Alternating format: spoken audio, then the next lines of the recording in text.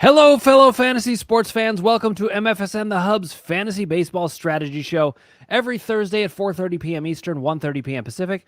I'm Dr. Dan Ratner, and I'm here only with Ross the Boss.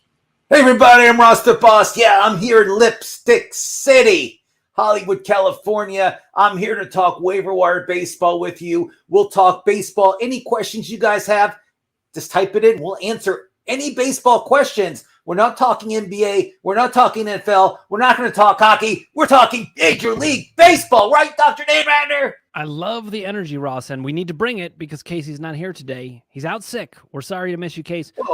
Casey's Mr. Energy. Hi. Oh, okay. No, I Casey wasn't saying. Okay. Steinfeld.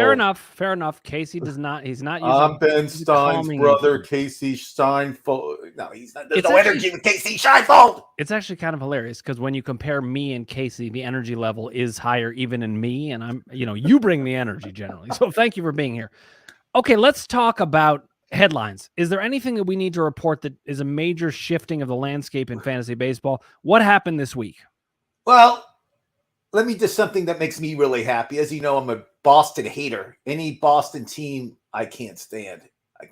I'm not because I'm a New York fan. I just think Boston fans are obnoxious. I mean, I don't know if you have the same feeling, but I will just tell you they're obnoxious. The Angels swept the Red Sox yesterday, which puts me in a great mood, Dr. Dan Ratner, being here in Los Angeles. And American League, I do like the Angels, which I'm so happy to hear. And the other story that I loved is that Trey Turner, before he hit the 2-run home run to tie the game yesterday, his mom was in the stands and she was booing him. Like the fans. I heard this. The fans in Philly. We'll talk about players that are underachieving. Don't worry, he's on my list.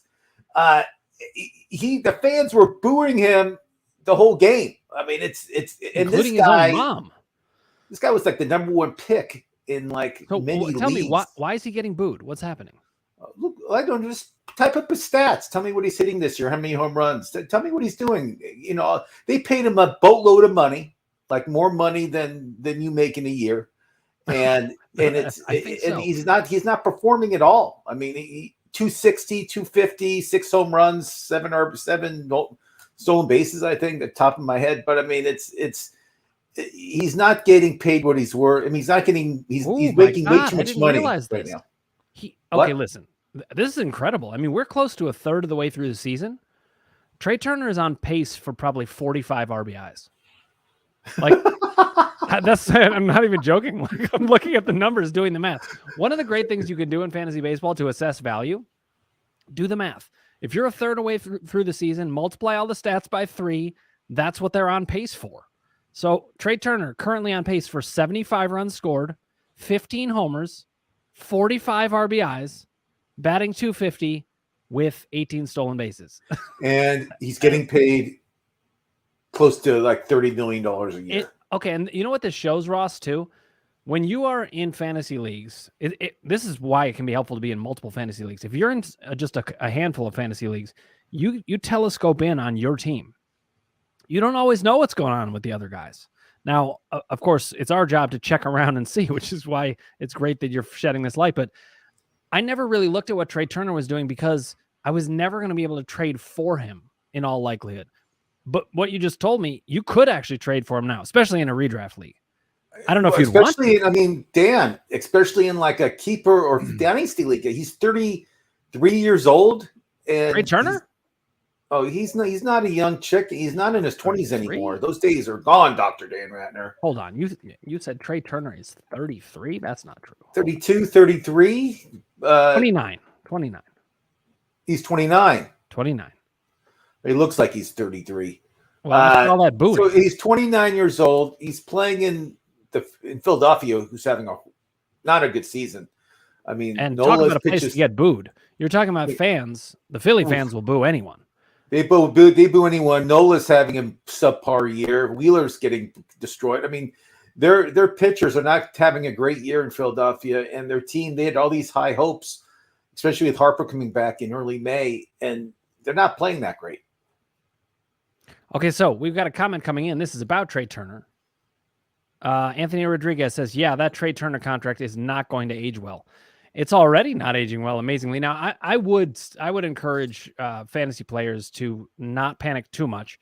You can have players who have down years. I remember I had David Wright in a keeper league, and one year he hit 10 homers in 1 year, and he played the entire year. And I was just I remember like he came out the gate like unbelievable. I mean, they were saying, "Oh, this guy is the next Hall of Famer." I mean, people are predicting all these great things about David Wright. Then he had 2 major injuries in the same year. If he hadn't had the injuries, he could have done it.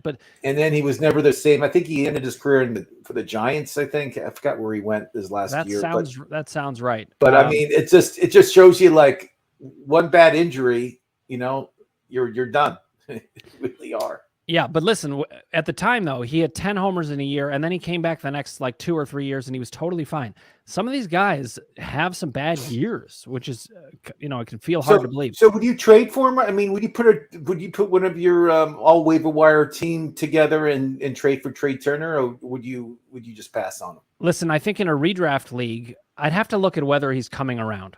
Like, take a guy like George Springer. George Springer's numbers have been terrible, but the last 2 weeks, he's been completely tearing it up. So he's showing signs of life. I'd be completely comfortable trading for George Springer. In fact, I would recommend it right now because his numbers overall don't look that good, but he's tearing it up. I love Toronto. I think Toronto's – I know they're not playing up what they should be doing, and I think they were in last place this week. But I still love their lineup. I think they have one of the stronger lineups in Major League Baseball. I mean, they're pretty stacked. Bo Bichette and Vlad to the bone, and he's not here. Okay, Anthony Rodriguez says Juan Soto was pretty mid last year, and for the first month of this year, looks like he's finally coming around. Ross, your comment? Oh, I agree totally. I mean, Soto. I mean, first of all, let me tell you something about the Padres. They have like $500 million in contracts. I was reading about this earlier. It's just like the Padres, and they're like a mediocre team this year. I mean, Dan and I both thought they're going to win the division. I mean, we thought, goodbye Dodgers, hello San Diego. I'm wrong. I admit, I think San Diego is just a subpar team. Snell pitches. Not only are you wrong about today, that, he's going to get you're wrong that I called that. You called it, but no, Snell's horrible. Snell's going to get destroyed today. Darvish is not pitching like he used to. He's older. He's in his mid-30s. I know that for a fact. And I think that the whole thing with San Diego is they're just not playing up to potential. But yes, Juan Soto in the past 3 weeks has been hitting and stealing and doing everything he can to win a game. And he's one of the few bright spots on that team because Machado not doing anything. So do you deal for Soto now? Like, I mean, I would deal with Soto when he was in the slump. I mean, the kids. I agree. But now it's the last chance. 21. What? I'll check how old he is, but I think he's 24. I think 21. He came up at 19. You think he's that young? Oh my God. He's one of these guys that came from the Dominican. He's 24.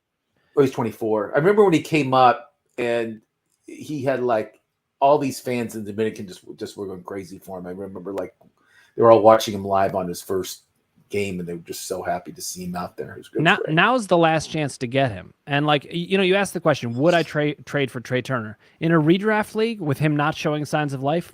Probably not. Right. I mean, if you can pick him up for something, I mean, maybe another struggling player or somebody who you just think is playing. Like if I could trade a guy like Rooker of the A's, who's now Kevin Rooker, trainering, not Hooker, Rooker. And I thought his name was Brent Rooker. Do I have that wrong? No, that was Kevin. Okay, keep going. We know he's outfielder for the A's. Brent Rooker. He hasn't been hitting for like 3 weeks. His numbers still look good. If I could deal Brent Rooker for Trey Turner, I would do it in a heartbeat. I agree. But again, Oakland is somebody that, I mean, that team is just bad. I mean, they have Sears pitches a day for him, who's getting rocked. I mean, all their pitchers get rocked. Their bullpen's horrible. Practice. I mean, it's just and you know what their hitters are averaging to strike out on that A's team? 25% of the time they strike out. That's unbelievable.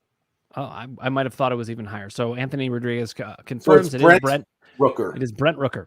So not Hooker.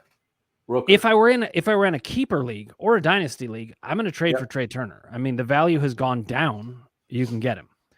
But in a redraft league, probably not. So let's talk about. I told people not to draft him. I don't know why there was a big controversy between him and Judge being the first pick in fantasy baseball this year. If Judge hands down, hit Well, 60 and over 60 Casey home said runs. it was Ronald Acuna, and that's looking pretty good for Well, us too. Acuna, I think I had Acuna like 2 or 3. Acuna Matata. I mean, right now Acuna is the league MVP. If I had to vote right now for the National League, Sure. you know. Although I mean, Freddie Freeman's putting together quite a season. Freeman, he had a great series against his old team Atlanta this week. He was unbelievable. He loves being in Atlanta. Yeah. Okay, so Anthony Rodriguez, his biggest bust this year so far, Alek Manoah. Shake my head. So, Ross, I think you actually have Alek Manoah. I have Alek Manoah, and he pitched last night, I think, and he got, was it today or last night? He got rocked. Yep. I mean, he's last night, and it's just I don't know what's wrong with him. I no idea why he's having a bad year. I mean, I had him like one of the candidates for a Cy Young this year. I really did. I thought he was like I think one of the things you have to look out for is when a player like Alek Manoah is pitching that badly, it can be like a mechanical thing. It can be a mental thing. It's not easy for these guys to maintain these things. That's why a guy like Justin Verlander's, he's old, but you know he's like clockwork. He's gonna do what he does because he's got everything set. So when you see a guy like Alek Manoah, he has the model girl, he has the model wife, he has he has the golden arm, he has everything going on in his, he has the looks, he has great clothes, he has the model wife, he has everything going on in his life. Opposite of me. It's unbelievable. All right, let's talk about some other great players that are having subpar years. So, Fernando Tatis Jr., for example, his numbers are going to be suppressed because he came back late because of the suspension. But even so, how's he looking? He's not on the juice. There's no juice. He's afraid to take the juice. Tatis is not doing like he should be doing. I think he'll heat up during the summer. He's a really good hitter. What about Julio Rodriguez? He's batting .222. To continue. I think he's going to start hitting. I think starting this weekend, I think Julio Rodriguez is going to start hitting. I just think he's too good of a player not to. I mean, there's so much hype on this kid to start the season. I don't know if you remember, but he was a top 10 fantasy pick player. And, he's still basically on pace for 100 runs scored and 25 home runs. I agree. I just his batting average is low, and people say, "Oh, he's batting .220. He can't even bat his weight." Well, he's probably weighs under 220. Check the BABIP. Is he getting lucky or unlucky? Hopefully unlucky, and then you feel like you can pick him up. Again, he's a great player. Don't worry. If I could trade for him, I don't have him in any leagues. Somebody who's the biggest, who I feel in the National League, who's one of the biggest disappointments, especially in fantasy, I think I would probably get rid of him if I had him. Is Michael Harris II? Yeah, so I mean, I'm hearing comments everywhere. Can I cut this guy?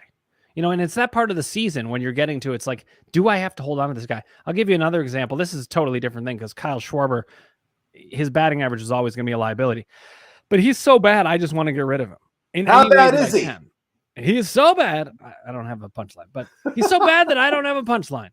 But I think that, I mean, at a certain point, you need that roster space. Do you hold on to a guy like Kyle Schwarber? I mean, he's hard to even play. Anthony Rodriguez, by the way, notes about Manoah. He pitched today, gave up 4 runs in 3 innings. And then I know he pitched like either. I get it mixed because he's pitching a day game. I always, I don't know if it happened because I watch the highlights and I keep up with everything. I don't know if it was from today or yesterday, but yeah, Manoah, I wouldn't waive him. But I just don't start him right now. I put him on my bench. Yeah, and I probably wouldn't bother to trade him because what are you going to get back? You're going to get back some waiver wire pickup that looks hot. But Michael Harris II, huge. Do you cut him? People again, second round fantasy baseball this year. He went in a lot of leagues, and I don't know what's wrong with. Seriously, I mean the league. We only have like 2 months left until the playoffs start. I mean, do you waive him? Do you keep him? What do you do? I would waive him. If I'm in a redraft league, I would trade him. I'm talking about redraft, of course. Yes, of course. Because he's a young kid, so yes, of course. Yeah, I mean, I would trade him for maybe I would just trade him for a closer or something like that. Just pick up some value and move on. We're 2 months into the season and he's not showing signs of life. No, we're a third, like you said, through the season, which is amazing. It's fly. Yep. All right, Anthony Rodriguez notes, J-Rod got hot last year in June. You should look out for that. There's some players who just tend to get hot in the summer. If they routinely do that, I'd be looking for that. Albert Mariquin, good afternoon to you. Thanks for being here. Anthony Rodriguez says, hello, Albert. Another follow-up from Anthony. He says, Michael Harris II can be cut in redrafts. Keep him in Dynasty or Keeper Leagues. I agree. He can be cut in redrafts. You should just watch out. He could explode, and you may regret it some. He might, but you know what? The chances are low. There's so many good talent people that are under 60%, especially in the outfield, that I rather start than Michael Harris II. I mean, it's getting frustrating. I mean, he's getting up with the bases loaded and striking out, and he's just not the same player. I don't know what's wrong with him. I would send him, if I was the Braves, I would send him down in the minors. Send him down. Interesting. I would. Okay, let's talk about some guys who are showing some signs of life and or have done really well. Like, I want to ask you, is Nolan Gorman for real? Is this going to be the new Nolan Gorman? Is he the next Austin Riley, where people said he's just got a hole in his swing? You know what? I think he is. He's really playing great baseball. I mean, he's somebody that kind of fell through everybody's cracks, and yeah, he's having a great 2 months. Will he keep it up? That's a great question. I would say, why not? I think when a guy seems to have figured out how to hit, yep, I don't see why he wouldn't. What about a guy like Rooker though? Is he somebody that you cut, trade, keep? Do you expect him to come back? What are you expecting? I think Rooker's somebody that you can waive or keep, but I don't think there's any trade value at all. I don't think actually, Ross, this is a very important point. Sometimes you need other people to almost give you permission to waive him. His numbers for the season look so good that you look at it and you think, can I really cut this guy? And I think you can. He doesn't have the pedigree to be doing what he's doing.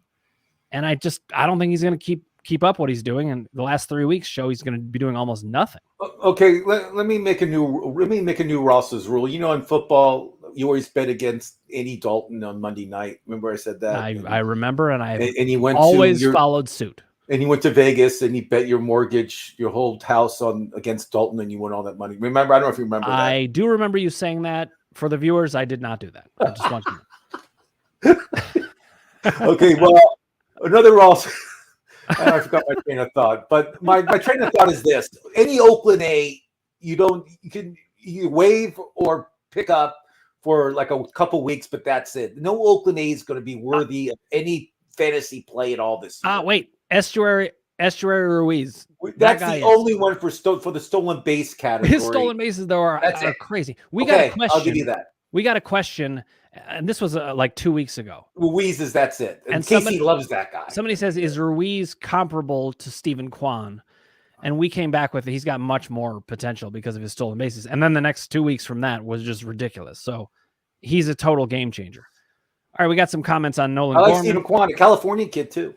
Yep. Anthony Rodriguez says, I think Gorman is the real deal, but St. Louis frustrates me when they hit him. Then when they sit him against lefties, he hit a bomb against one recently, and they still sit him. And then he makes this point: he ends up hitting bombs on my bench when he pinch hits. Happens all the time. St. Louis Cincinnati played this week. The Reds lost today 2-1. I'm not happy, but I mean, St. Louis is scoring runs. I mean, every game this week was over, and St. Louis is starting to hit. They were in last place a couple weeks ago. They're not in last place anymore. St. Louis is going to snap out of it, unfortunately, and they're going to be over 500, and they'll be fighting, to win the Central, because the Central is not that good. I think they're going to win that division, and I thought so at the beginning of the season. The Central is probably the weakest division in baseball, with the Cubs and Pittsburgh and St. Louis and Cincinnati. I mean, it's really a sad division. St. Louis is the only team that has a chance to do well in the playoffs, I think. What about Milwaukee? I've got Milwaukee's good, but Milwaukee's not playing well either the past couple of weeks. They're not, but they have a lot of talent. They're not scoring any runs, and Burns is not pitching up to his. People picked him first as a pitcher. In many fantasy leagues, he's not pitching like a top tier pitcher this year. Not even close. Let's in fact move to pitchers. Who are some pitchers that are underperforming that you're ready to cut bait on? Oh, cut bait. I want to cut Burns. Who would I? What was that? You just broke up. Hello? Oh, you're here. I can hear you. Yeah. I mean, I'm always scared to cut pitchers because I always feel like they're going to snap out of it the next start. Like Alek Manoah Do I cut him? Do I keep him? Yeah, I guess I do keep him. But, I mean, Tyler Anderson of the Angels had a great season last year for the Dodgers, and now he's pitching in Anaheim, and he's pitching horribly. I would cut him. I cut him already. I'll give you another story that I did. I drafted Michael Kopech. Beginning of the year, I drafted many leagues. He had all this hype as a rookie, and he got hurt, and now he's coming back, and he got rocked in April. I mean, I don't remember this. He was horrible. And now, Dr. Dan Ratner, he's on fire. I mean, he's pitching like the Kopech we all know. So, I mean, that's a good rule right there. It's like, I'm really hesitant of cutting some of these guys that have major potential. I really am. And I just wanted to add something that I've come to think about as a very useful thing, which is like, rookies in general. I mean, starting pitchers sometimes can have great rookie seasons, but generally speaking, the rookies don't do well. And like Gorman, it was his first year up. The second year back, a lot of these guys have post-type breakouts. So you're looking at a guy like Spencer Torkelson, let's say. He's not doing it. And there's plenty of guys who don't, but there are going to be guys who do. And I think you want to have a lot of guys on your team that have that potential. Now, we have a question coming in from Anthony. What's a weaker division, the NL or AL Central? And it's definitely debatable. I mean, Minnesota is winning the AL Central. They're 2 games over 500. Detroit is 3 games under 500, and they're 2.5 games out.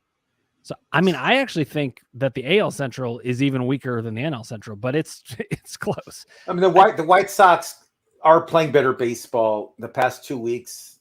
What's going on with the Tim past Anderson, 3 weeks? though? They're 14-9, I think. So the White Sox are playing better. I still feel the White Sox are the best team, especially with Robert hitting like a madman right now.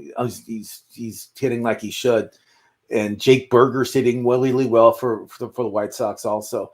And Kopech is pitching well. I mean, and Gigliotti pitches today for the White Sox. So I mean, don't you think the White Sox are kind of like the Cardinals? It's like they have a very good team. They could easily win that division. They're just not playing well right now.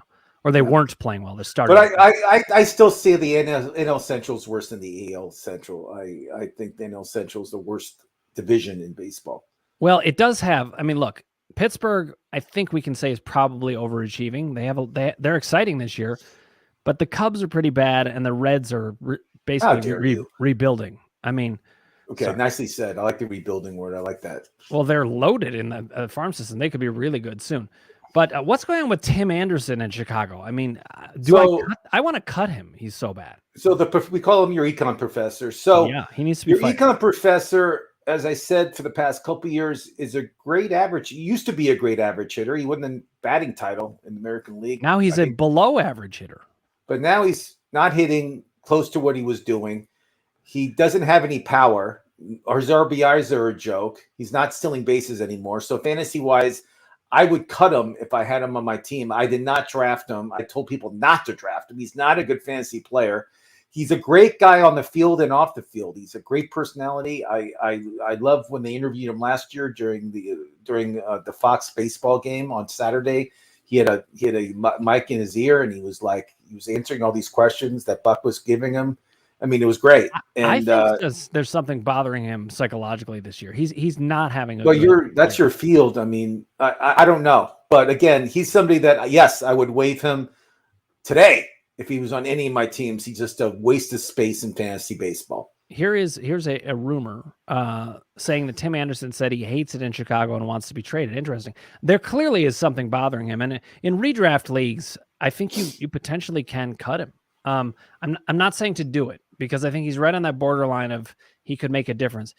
The question is, what do you do in like dynasty and keeper leagues? In dynasty and keeper leagues, I think you just have to hold him and hope his value goes up, because you're going to sell him for junk right now. So I would. I mean, you don't waive him in dynasty leagues or anything, but we're just talking redraft leagues. Waive him today. Carlos Correa is probably going to need DL, so don't pick him up.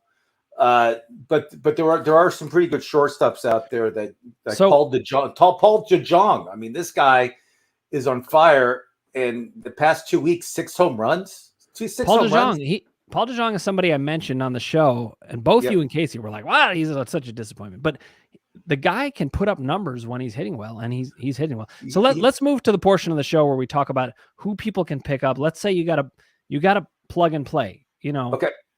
If you're in head-to-head leagues, you need to have some good weeks to make the playoffs. If you're in rotisserie and you're falling behind, you're going to have some good weeks. So who are some players? Just name a couple top players you would pick up who have been hitting or pitching really well in the last, let's say, 2 weeks.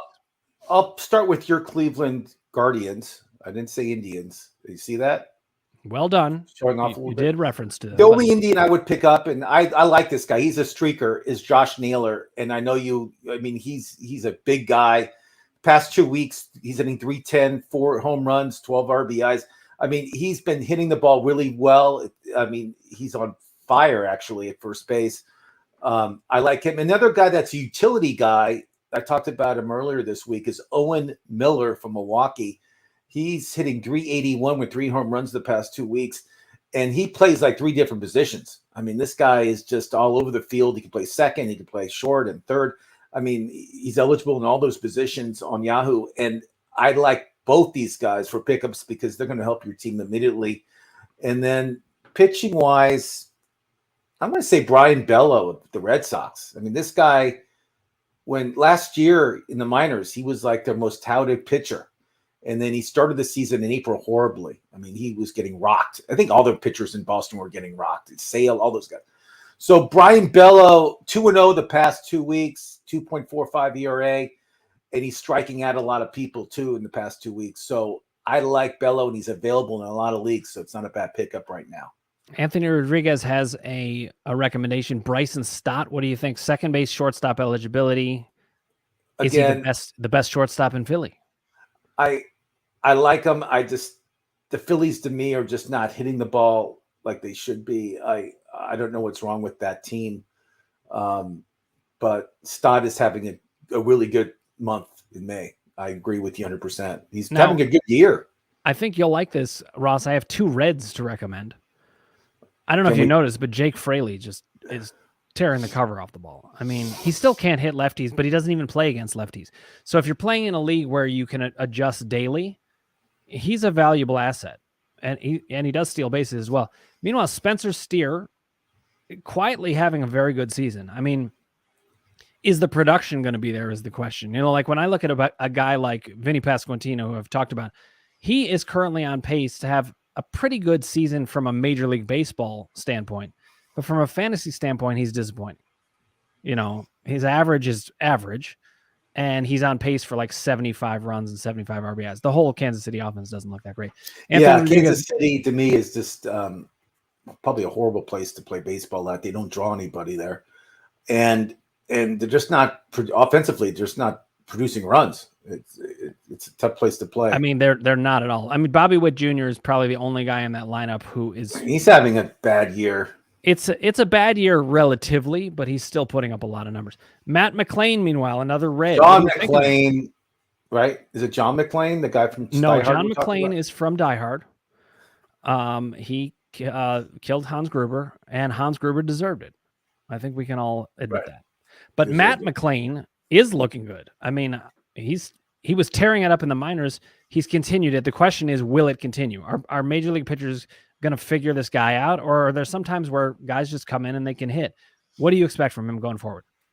Being a Reds fan, I'm excited about McClain. I'm excited about a few minor leaguers for the Reds. We also have like the number 1 prospect right now in baseball, according to ESPN. We have a shortstop named I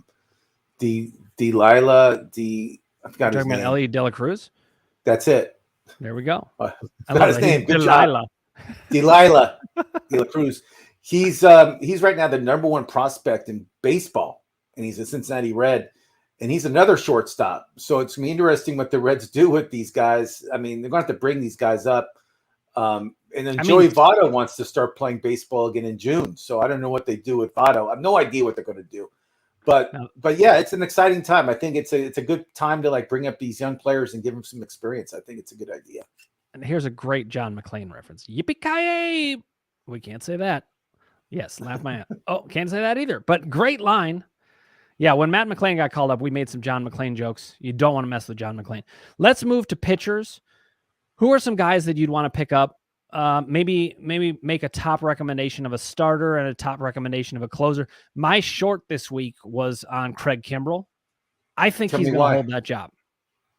And I actually thought he was going to get the job from the start. He had a couple of bad outings, and I'm not excusing it. Those numbers will kill you. You know, those are really bad.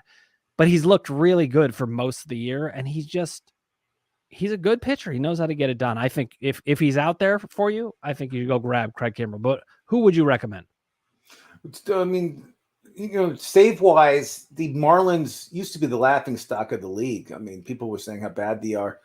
And they're fighting for like a wild card spot. I mean, they're playing really good baseball in Miami, and they have some really good starters too. I mean, they have this guy Garrett who goes today. I mean, they have some really good pitching in the. And Yuri Perez just came up. We know we were talking about Yuri that. Perez, 6'8", throws heat, strikes people out. But Dylan Floro, he used to be a Dodger farmhand. He had 4 saves in the past 2 weeks. And if you need saves, Floro's their closer. I mean, he's going to get the saves opportunities, and he's available in a lot of leagues. So for me, I like Floro. And then I also like Wandy Peralta of the Yankees, who's getting save opportunities because somebody has to get saves there. And he's gotten 3 saves the past 2 weeks. And I like him a lot too. Just because the Yankees will win games, even though I root against the Yankees. But I feel that the save category is a place where you don't have to draft these guys that high, and you're going to be able to get value off the wire. But you also, you and I are on the same page. We don't draft we really wait to pick our closers. I don't know why people like the kid from the Carlos Estevez of the Angels. I mean, right. I mean, you could have picked him up I picked him up. I think it was the second to last pick in the draft. I got him very late. And, he has like 9 or 10 saves. I mean, his area is under 3. Right. And, it's interesting because you're talking about Wandy Peralta, but like, how would you compare him with, let's say, Kyle Finnegan, who had the role from the start? He's only 44% rostered. Well, the problem with Finnegan, I'll give you like 4 teams that you should not want closers from: Kansas City, Oakland, Washington. I think that's where you find the value because. Yeah, the problem is they don't get to save up. I mean, in all seriousness, how many opportunities will Kyle Finnegan get during the year with the Washington a guy like Kyle Finnegan versus, let's say, Josh Hader. Finnegan's going to get like 10 saves less over the entire year. Yeah, but Hader's going to get more opportunities getting saves. Okay, you say opportunities, but if you look at the numbers, a player on a really good team who keeps the closer position all year, maybe they get 40 saves. A guy like Kyle Finnegan playing on a bad team, he should get 30 saves anyway. Maybe. I think, right now, let's see. I'm looking at Kyle Finnegan. He has how many saves this year? He's got 10 saves this year. He's on pace for 30 saves. I mean, his numbers actually are the real problem. My math. Hold on. 10 times 3, if they're 10 times 3, you can do it, Ross. Carry the 1. 30 saves. You're 100%. Carry the 1. You heard it here first. So, I do think that with closers, I think bad teams can be a place to find value. I'm not saying that's where you want to go, but find value. Here's a starting pitcher that I like, Louis Varland, 28. Oh, I love him from the Twins. Unbelievable. I mean, he's a great value. 28% rostered. I might pick him up right now. He's 2-0 the past 2 weeks. Yeah, his numbers look good. His ERA is like almost 3, a little over 3. Look what we have. He goes really hard. I mean, the Twins to me have a really good pitching staff, and if they make it to the playoffs, they're going to be dangerous with Gray, all those guys. Yep. Well, Lopez, this is another argument for AL Central. Maybe is better than NL Central. Look what we have here, Party Marty, and of course, totally on brand. He can't stop talking about hockey. We'll just talk really quick. Florida won last night.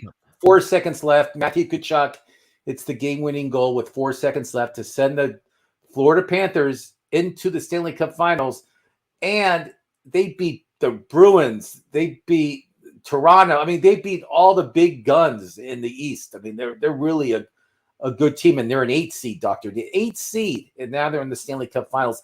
And the Miami Heat is an 8 seed, and they're one game away to making it to the finals. It's unbelievable what's going on in South all Beach, the rules have Dr. changed. Dan. Look, in all sports, we know things are different, and in some ways, I think they've been different since. I mean, I don't know what the turning point was, but it might have been the Red Sox coming back from 3-0 down. If that's possible, it was the only time that's ever happened, and it just changed. People should not underestimate how much that changed the players' mindsets.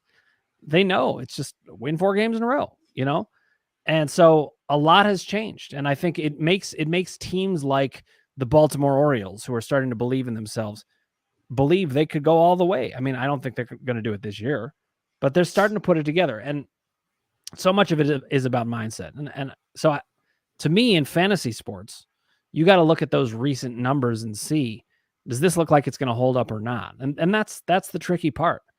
But, you see a guy like Trey Turner start to hit, you should bet on it because you've seen it in the past. But you see a guy like Brent Rooker starting to fall off a cliff, maybe you sell high if you can, but at this point, you probably can't. So it's tough. Any other pitchers to recommend, Ross? Under 6%. I mean, we gave Bello and we gave Varland, who I like a lot too. Right now, those are the two I like. I don't want to give any more because I'm not really high on them. Like I'm high on those two. But with those two guys, I also like Wade Miley, but now he's on the DL, so I can't take him anymore. Let me ask you this: what do you do with Jack Flaherty? Waive him.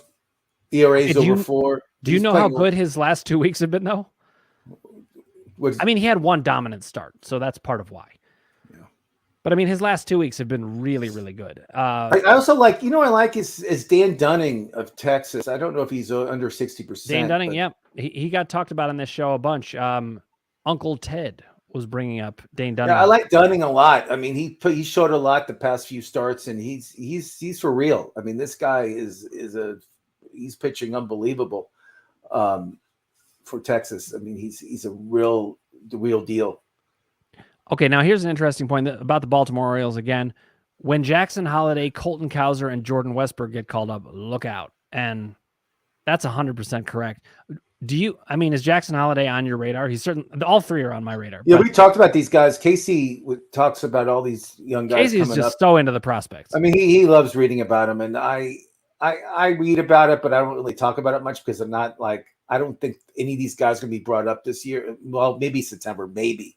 They just don't want to bring these. They just don't want to bring these guys up if there's not a place for them. They don't want them like platooning. I mean, it's just. You don't want to mess with the rhythm. They got to be able to play. But they want to get some. They want to be in a rhythm, 100%. So, but yes, on getting called up. I don't know when it's going to be. If Baltimore has some major injuries, we'll see what happens. But if you had to take one of these prospects, who would you take? Jordan Westburg. Okay, why? Most potential. He was first. I mean, he's been wherever he does in the minors. It's unbelievable.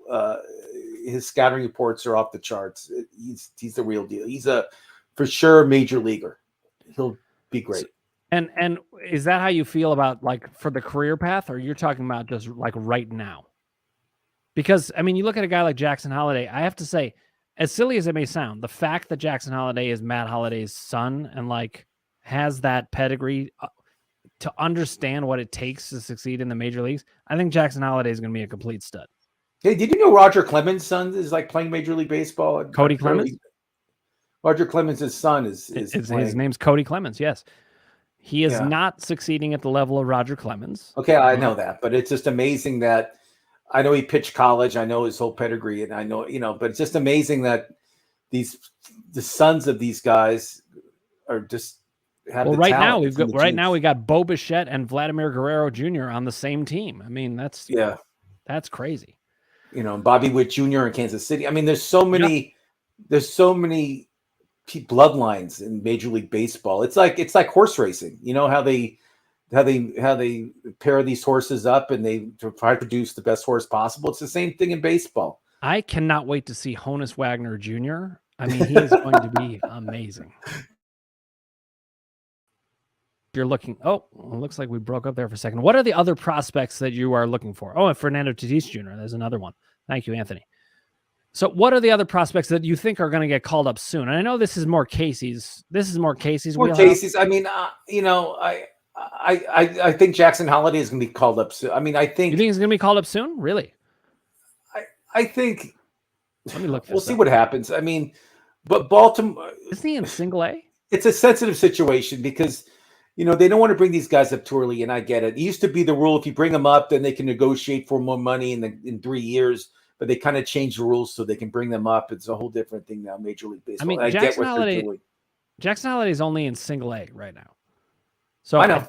But you still think he's going to get called up soon, which is totally possible. I don't know about soon, but I think September, which I kind of say it's a few months. I think they'll bring him up and give him some experience. We'll see what happens. I mean, some of these guys they want to play single A. Sometimes single A is more competitive than double A. I mean, some of these single A leagues are unbelievable. That's interesting, and I think we know actually double A is often more. Well, yeah, what is Jordan Walker doing in Trout? I haven't looked up him, and I know you're a big Jordan Walker guy, and he was hitting like 270. I'm trying to get him from you, and they just sent him down.